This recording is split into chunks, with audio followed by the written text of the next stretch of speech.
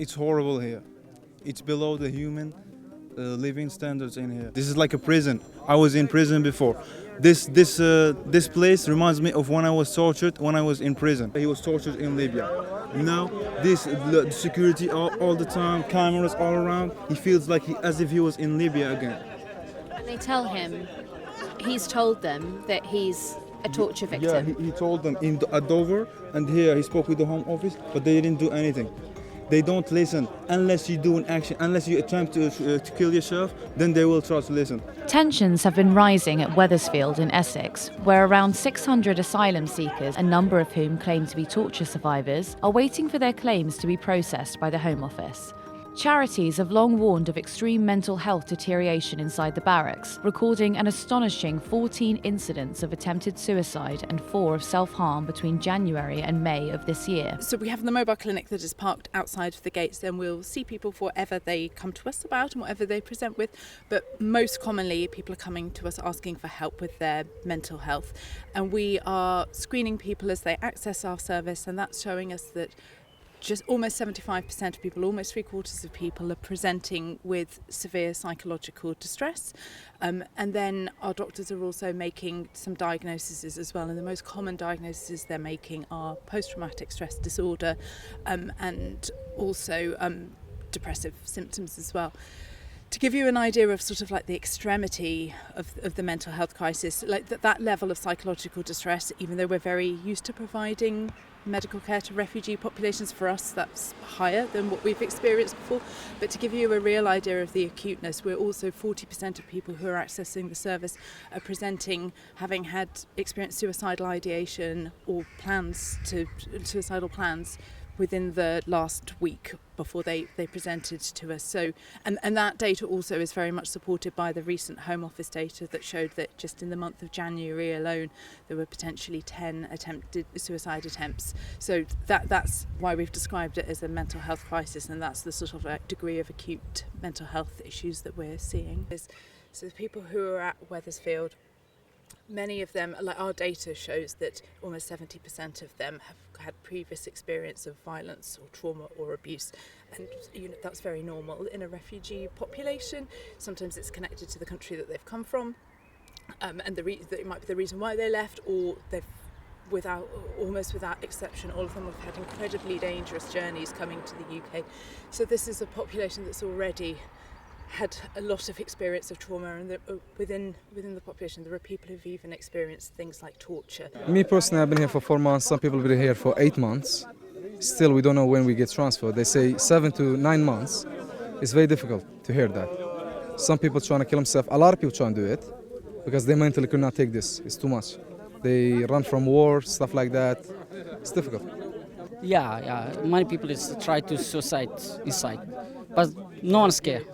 No one's scared about them. This camp is really bad for us. You don't have a eat. This eat is not good. The building, you go to the toilet. This toilet is not working. The showers is not working. There's one building, maybe there's one room, 6 people living in the room. I'm not living good. I cannot eat. I'm tired. I cannot live here. They say, no, you're okay. Some pills you go. Next 2 days, there was one guy. He was, I don't know where you're from exactly. Maybe Electria, something like that. He's trying to hang himself. He go to them maybe 4 or 5 days to help them. They didn't help him. He's trying to hang himself twice. You understand? Twice. It's very difficult. For mentally, they don't care. The biggest problem we have is mental health here. The biggest problem we have is mental health. No one listens to us. Well, tell me about that. So, where I start? We go to the GP. We explain to them what's the process. They ask a question. Some people are frightened to go talk to them because they feel like if they talk to them, they explain to them how the journey was for them in life, how they feel, is going to affect them for the asylum. So that's why they're frightened to go to the GP. So their claim, if they go to the GP, it could be used against them. Exactly. I heard it multiple times. I need help, but I take pills before I go to sleep because I cannot go to sleep. I think too much about life, what's going to happen to me, what happens if I go outside. When I go outside for 1 hour, I don't feel like normal. I just feel like, what's the point? No friends, nobody. I cannot make any friends outside because it's not for always. I'm going to be here for 9 months. If I can make a friend, it's pointless. I don't know where I'm going to go after that. If you see the staff, the most of security is behaving us like a gangster. You can ask them, you can ask these people. They act like gangsters. They're behaving like a gangster. As that guy told you, I'm gonna kill you. Yeah. So the other day, one of my friends got threatened by one of the security. He want to kill him, and we talked to one of the management. She said, "You have no evidence." They have a video of it. They have a lot of it. They say you have no evidence of it. Security did that to someone who's here. Yeah, one of the refugees. So the staff are bad to you. Really bad, the staff. When we ask for changing food, like we don't like this food, a lot of people asking this is not good. They bring a huge security, a black security. He said, if you like it, that will be problem. If you don't like it, you can go back to your country. Go to Rwanda. They say you can go to Rwanda. Yeah, they say go to Rwanda. If you don't like it here, you have to go Rwanda. You come this country not for food. You go Rwanda if you don't like here. He said, shut the fuck up, go Rwanda. Go back to your country. If you don't like it, go back to your country. Because you are not here for your food, for food.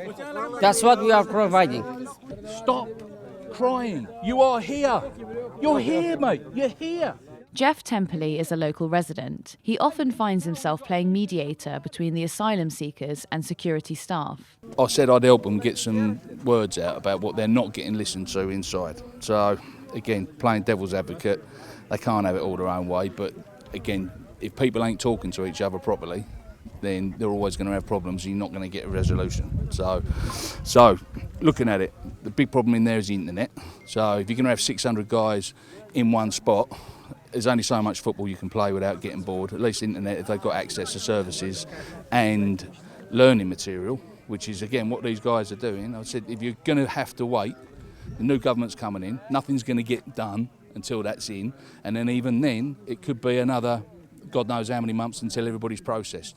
In the meantime, they should try and get access to books, reading, some sort of library ticket where they can actually study and get ready for work, yeah, and then learn a little bit about how we live here. Stop whining about chips being on the menu, because this is England, so you got to do it. But there's plenty of curry houses about.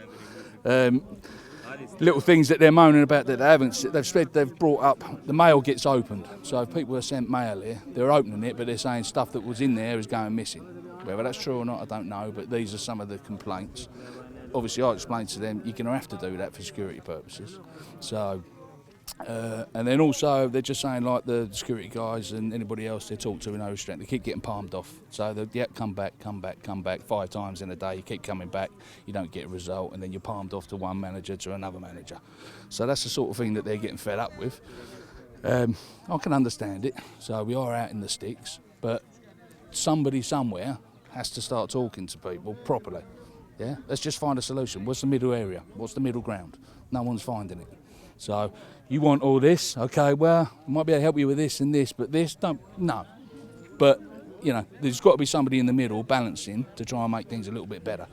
So keep things smoother. Everybody's like happy then. So, and that could be me. Yeah, but it's not because it's not. No, but if we can talk to them. The guy's going to let me through. But they need someone in there. But if they're going to hide in an office because they ain't got the balls to talk to them, again, playing devil's advocate, they're civil servant managers. They're not going to be, you know, they're all going to get intimidated by these guys. They don't intimidate me, but I can talk to them. So, and again, depending on what you're going to ask for, you're probably not going to get it anyway, knowing the government. So, because we've asked for gates and things to stop people keep wandering around the property and everything else, but nothing's happened, and it's been months. So, if you're getting no feedback and you're getting told shit, you just think, well, I'm going to be here for 10 years, you know. So you can see why they'll relate it to being a bit like a prison, which is understandable.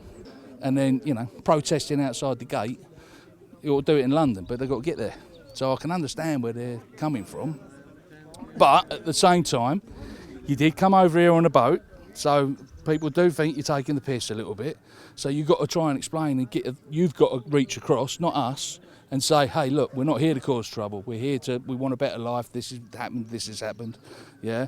But if you're waiting here, instead of complaining, do something about your future. Study, show something, train for something. Even ask them if they can do it. Can we get training programs in? Can we get people coming into the site, if you think you're going to be successful, maybe that someone can come in and help train them up and to do a job. You know, that might be run a plumbing course, and they could all do a plumbing course. You know, it's not the end of the day, is it? We need more plumbers.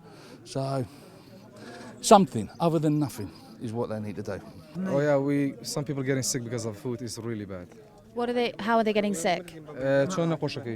Some food they give it to us, they don't cook it properly. You've got a lot of problems. You've got problems with your joint, you've got bone bruising. Did it happen here? Yeah, 3 months ago, he said.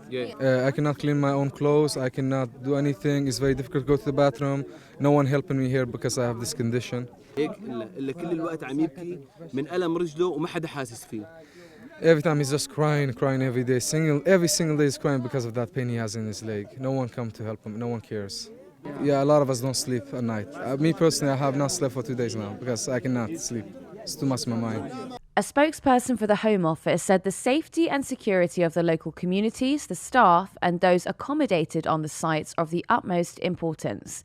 Welfare officers are on site round the clock, and all residents have access to an on-site GP service delivered by a local healthcare provider, including mental health support, and a specialist and experienced security provider is working on site 24/7. We work closely with Essex Police, they say, to ensure an appropriate security arrangements are in place at all times. What did you want from England? Be safe. We have a little bit of safety. Normal life. I just want to know. One thing I want in this life, just normal life. Finish my school if I can. Have a home if I can. Something like that. I'm not asking for too much, just something normal. I speak 5 languages. I almost try and learn Spanish and French too. I want my education back.